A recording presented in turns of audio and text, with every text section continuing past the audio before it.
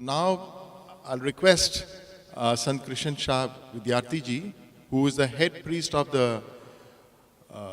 Bhagwan Valmiki ji Mandir near Panchkuya Road, to guide us और हमें मार्गदर्शित करें कि प्राचीन काल से, क्योंकि भगवान वाल्मीकि जी के रचनाओं में भी स्वास्थ्य के विषय को लेकर और वो जो एक पद्धति जो एक परंपरा के रूप में चले आ रही थी, वहाँ पे क्यों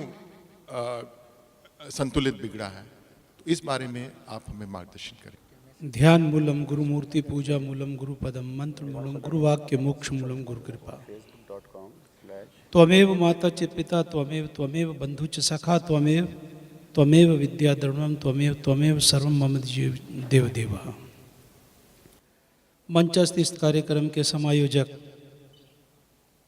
बहुत वंदनीय डॉक्टर के अग्रवाल जी, डॉक्टर ए मर्चेंट जी, इस कार्यक्रम की शोभा बढ़ाते हुए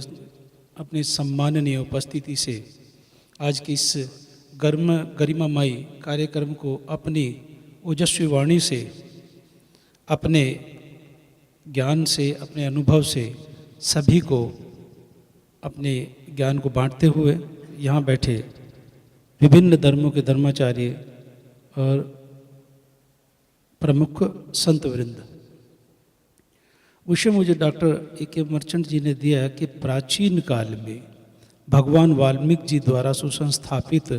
ये जो स्वच्छता है, स्वस्थ जीवन के लिए उनकी क्या मर्यादा थी, सभी लोग जानते हैं। या मुझे तो बड़ा सुनकर बहुत सुखद अनुभव हुआ कि मेरे निकट बैठे हैं डॉक्टर हनीफ मोहम्मद जी, मैं उनको सुन रहा था और मेरी नज़रें उन्हीं की तरफ थी। बहुत शुद्ध हिंदी, बहुत शुद्ध संस्कृत बोल रहे थे और उनके पीछे अभी डॉक्टर साहब ने बताया कि आचार्य भी लगा, तो उनको हिंदू वेदों का भी बहुत अच्छा ज्ञान है और उन्होंने अपने ज्ञान वृद्धि से, अपने ज्ञान के चक्षुओं से हम लोगों के भी यहाँ पर लाभान्वित कराया। भगवान वाल्मीकि जी की जो परंपरा थी, हमारी प्राचीन परंपरा थी, उस प्राचीन परंपरा में एक गुरुकुल की व्यवस्था थी। बालक अपने परिवार से, परिवार के प्रमुख अभिभावक माता पिता बच्चे को बाल काल में जो भी आयु थी, 5, 6, 7 जो भी थी, 10 साल की आयु से नीचे, उसको गुरुकुल में जाकर वहाँ पर बच्चे को गुरुकुल में छोड़ते थे। और गुरुजन, और उस समय में गुरुजन क्या थे, ऋषिवर थे, तो गुरुजनों के गुरुकुल में जाके बच्चा जो है मैं स्वयं के कार्यों को अपने आप करता था। गुरुजी बताते कि सेल्फ कॉन्फिडेंस जब बच्चे में आएगा, आत्मनिर्भरता जब बच्चे में आएगी, तो बच्चा अपने कार्यों को, अपनी मर्यादाओं को सीखना प्रारंभ करता है। प्रातः उठ के जो है न नित्य कर्म से निवृत्त होकर, नित्य कर्म के अपने शौच इत्यादि से निवृत्त होकर, लैट्रिन बाथरूम करके, अंजन मंचन गुंजन करके, तो जब वो निवृत्त होता है तो अपने अपनी पद्धति के अनुसार भगवान को याद करता है। भगवान को याद करने के लिए जो उसका नित्य कर्म जो बन गया है, दैनिक चर्या है, दैनिक चर्या में उसका अध्यापन है। अध्यापन में क्या भी जहाँ जहाँ जैसे जैसे प्राचीन हमारी परंपरा थी, वेद पाठ था, गीता रामायण जो भी हमारे वहाँ पर ऋषि मुनियों के जो ग्रंथ रहते थे, उनका पठन पाठन वो कराते थे। और बच्चे में एक आत्मनिर्भरता,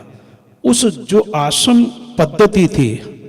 हमारी गुरुकुल पद्धति थी, गुरुकुल पद्धति में रहने का हमारा पठन करने का स्थान अलग से होता था, शयन कक्ष अलग से होता था, मल त्यागने के लिए हमारा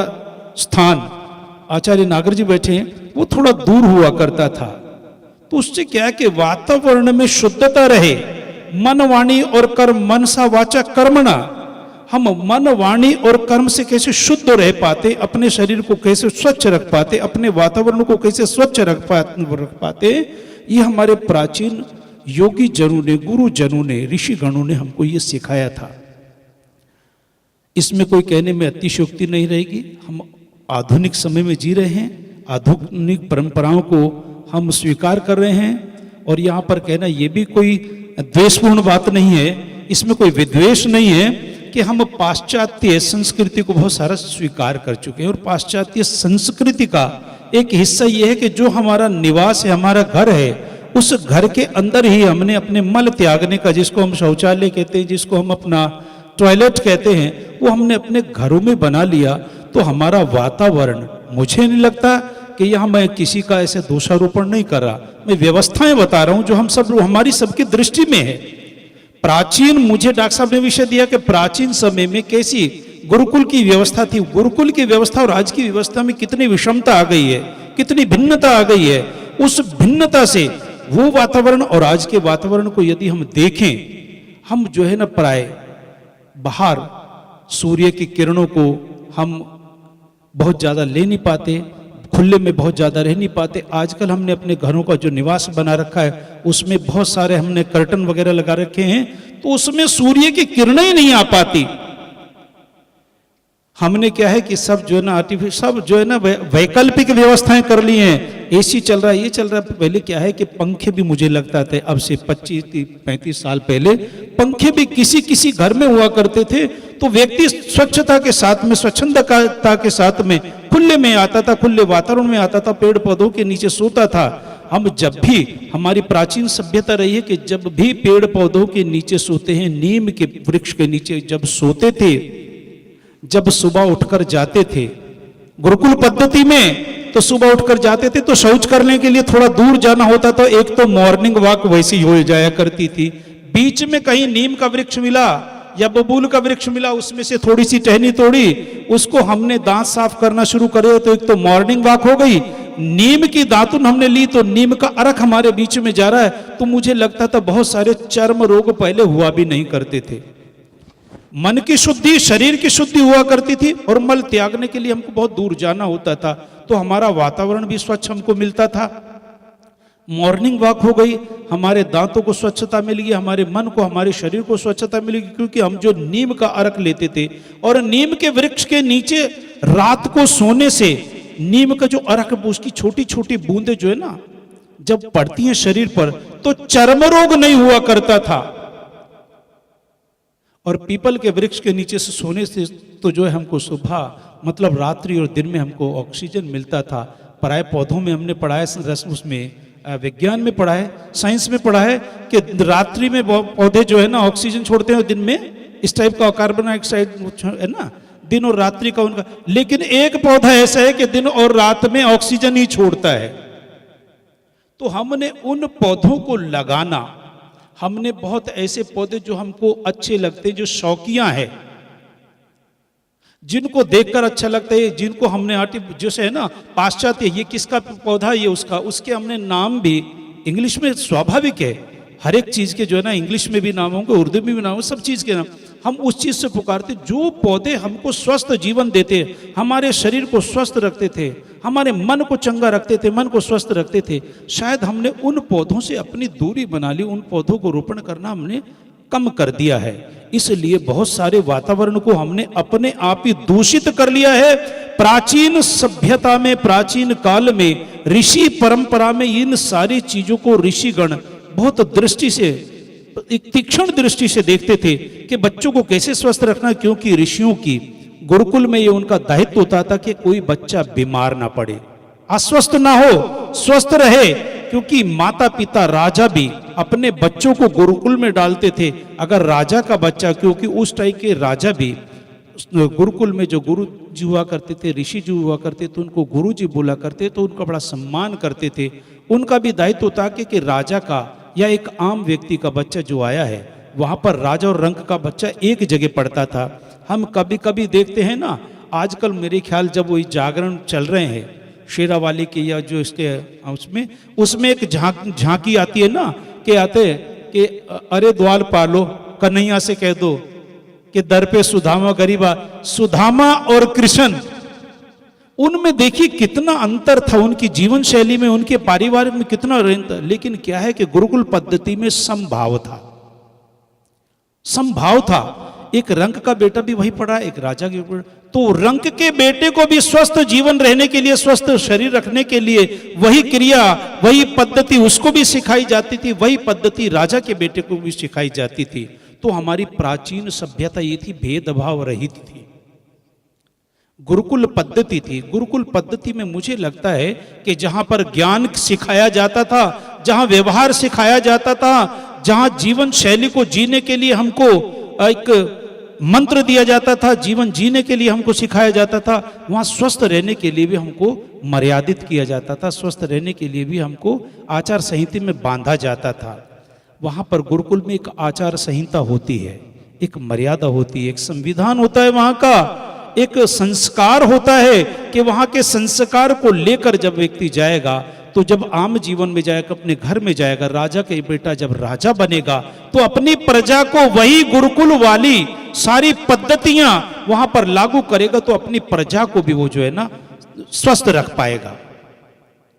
ठीक उसी प्रकार से अगर छोटे समाज से, छोटे परिवार से बच्चा है, तो अपने परिवार को उस ज्ञान को दे पाएगा। तो मुझे विषय दिया था डॉक्टर साहब ने कि प्राचीन काल में भगवान वाल्मीकि जी के समकालीन कैसी इसकी पर्यावरण की व्यवस्था थी। तो मुझे ऐसा लगता है, यहाँ ज्ञानी लोग बैठे हैं,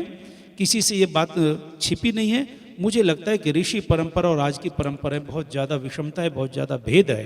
हमें पुनः मैं ये नहीं कहता कि समस्त जो है ना, हम जो है अपने बिल्डिंगों को तोड़कर, अपने घरों को तोड़कर ऋषि गुरुकुल बना लिया जाए, लेकिन उन परंपराओं को हम त्यागे नहीं, उन परंपराओं को हम त्यागे नहीं, वो हमको आसानी से नहीं उपलब्ध हो पा रही, हमारे जीवन में व्यवहारिक रूप से नहीं आ पा रही, लेकिन हम कोशिश करें उनको पढ़ें, पढ़ने के बाद में व्यवहार में लाने की कोशिश करें कि हम कम से कम ऐसा करें। आज जो प्राय आप देखते हैं, जितना प्रकृति से दूर जाने की व्यक्ति कोशिश करता है उतना रोगी होता है, जितना प्राकृतिक के निकट होता है उतना योगी होता है, प्राकृतिक से दूर जाता है तो रोगी होता है, और प्रकृति के निकट आता है तो योगी होता है, और ईश्वर के निकट जब चला जाता है तो बिल्कुल इसे यहाँ से निपटने के लिए, मोक्ष गति प्राप्त करने के लिए अपने संसाधन करता है और मोक्ष गति का रास्ता प्राप्त करता है। तो हम जितना प्रकृति के निकट रहेंगे उतना हम स्वस्थ रहेंगे, जितना प्रकृति से दूरी बनाएंगे उतना हम रोगी हो जाएंगे। तो आज हमारे स्वस्थ में शरीर में बहुत सारे रोग ऐसे हैं कि जिनको हमने अनायास अपनी अविवेकता के साथ में या अपने पाश्चात्य ज्ञान को बढ़ाने के लिए हमने अपनी पुरानी परंपराओं से दूरी बना ली है। तो पुरानी परंपराओं को, जैसे अभी डॉक्टर के अग्रवाल कह रहे थे कि जितनी पद्धतियां हैं, हमारी जितनी पद्धति चिकित्सीय पद्धति है, सारी चिकित्सीय पद्धति हमारी जो है ना एक दूसरे के पूरक है, एक दूसरे का विरोध नहीं करती।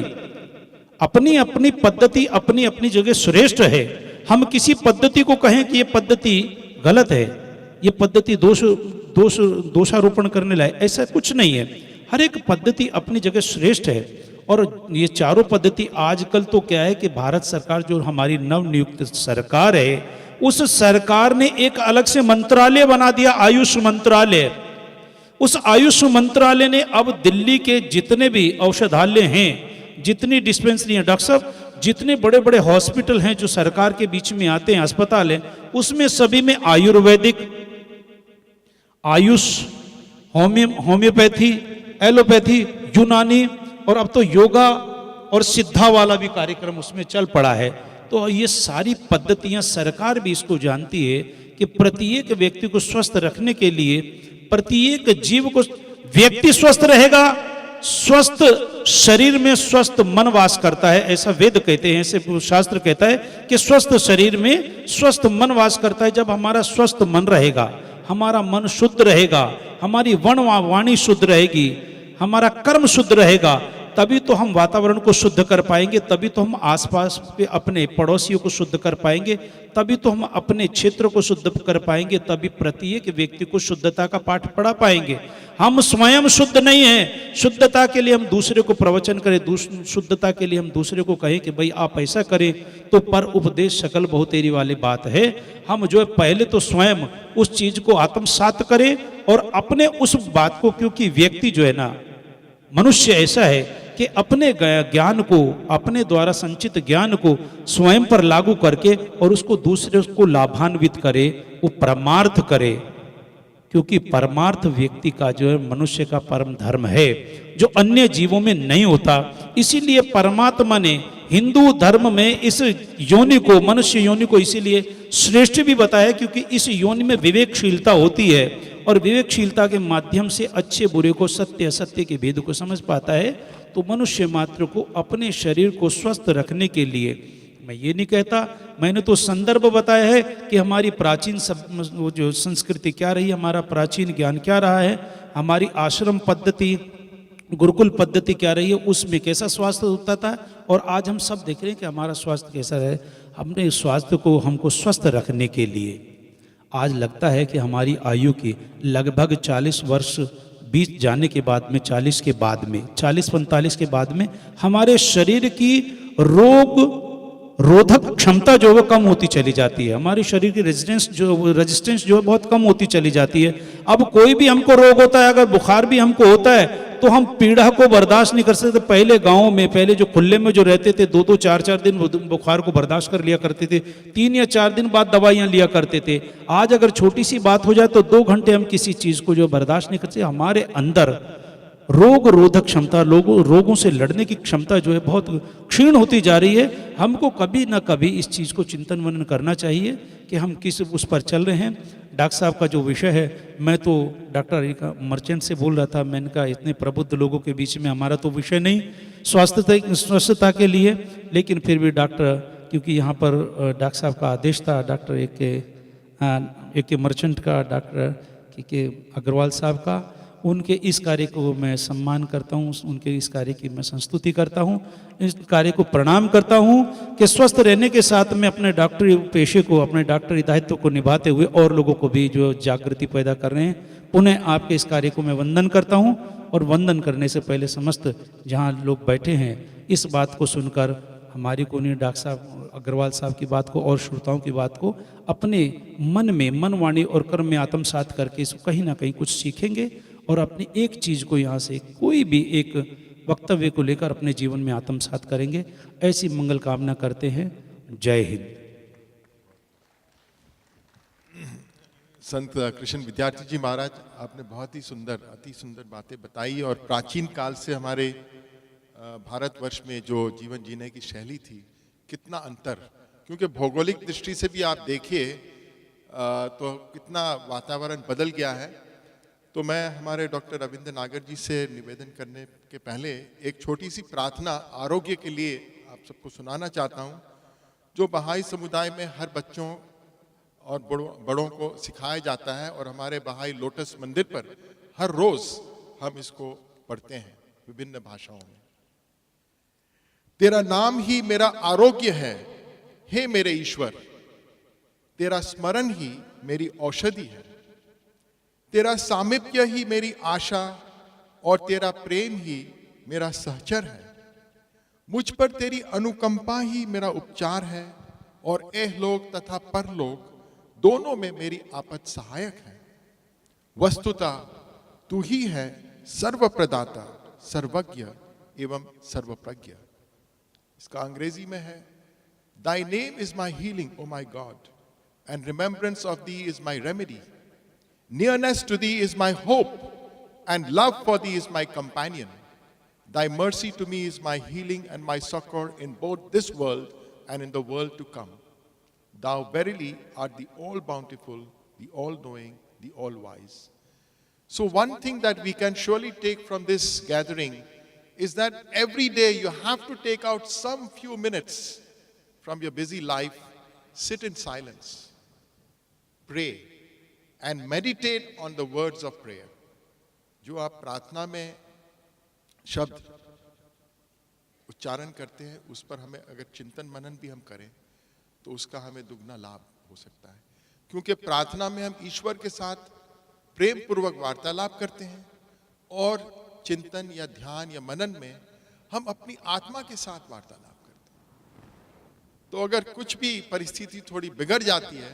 तो सर्वप्रथम तो हमें शांत होकर समय निकालना चाहिए और उस पर सोचना चाहिए कि इसके पीछे क्या कारण हो सकता है। और अधिकतर मैंने देखा अपना अनुभव के अनुसार, समस्याओं के समाधान हमें उसी समय मिल जाता है। तो अस्वस्थ भी जब होते हैं तो तुरंत मैं अपनी, यहाँ पर आप सब मेडिकल प्रोफेशन में हैं, एक डॉक्टर के पीछे भागने के बजाय पहले तो हमें सोचना चाहिए कि इसके पीछे कारण क्या हो सकता है। मैंने क्या खाया था, मैंने क्या पिया, या कौन से वातावरण में मैं था। अभी हमने जिस सुंदर शब्दों में सभी धर्माचार्यों की तरफ से हमें मार्गदर्शन जो प्राप्त हुआ, वो वास्तव में बहुत ही लाभान्वित है और बहुत ही हमारे लिए उपयोगी है। और आशा करते हैं कि अपने जीवन में कुछ न कुछ हम बदलाव लाएंगे। मैं अब विनम्र निवेदन करता हूं हमारे डॉक्टर आचार्य रविंद्र नागर जी से कि आप भी हमें मार्गदर्शन